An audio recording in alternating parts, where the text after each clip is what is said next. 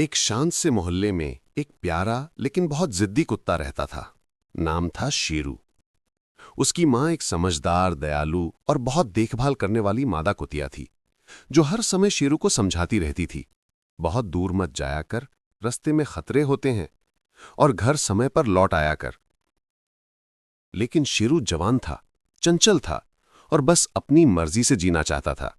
अपनी माँ की हर बात को वो अनसुना कर देता। कभी कहता, तुम हर बात में रोक लगाती हो। कभी झुंझलाकर भाग जाता और घंटों घूमने के बाद लौटता। मां हर दिन उसकी प्रतीक्षा करती, पर कुछ कहने से पहले ही शेरू फिर नाराज हो जाता। समय बीतता गया और एक दिन अचानक उसकी मां बीमार पड़ गई। कुछ ही दिनों में वो दुनिया छोड़कर चली गई। शेरू ने पहली बार जाना कि मां की चिंता प्यार थी, रोक-टोक नहीं।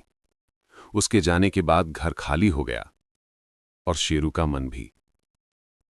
कुछ समय बाद उसके पिता, एक समझदार बूढ़ा कुत्ता, ने फिर से साथी ढूंढ लिया। ये नई कुतिया घर में आई तो बहुत कोशिश की कि शेरू उसे अपना ले, पर शेरू को उसका आना अच्छा नहीं लगा। वो उसे देखकर गुर्राता, उसके करीब नहीं आता और हर बार सोचता, ये मेरी मां की जगह नहीं ले सकती। नई मां ने कई बार कोशिश की, कभी उसके लिए खाना लाई, कभी उसके घाव चाटे, कभी उसके पास बैठने की कोशिश की, पर शेरू हर बार उसे दूर कर देता था। एक दिन नई मां ने थककर धीमे स्वर में कहा, मैं जानती हूं तू मुझे पसंद नहीं करता, पर मैंने भी अपनी मां बहुत छोटी उम्र में खो दी थी। मैं तेरी जगह नहीं लेना चाहती, बस तेरी तकलीफ समझना चाहती हूं। शेरू पहली बार चुप हो गया।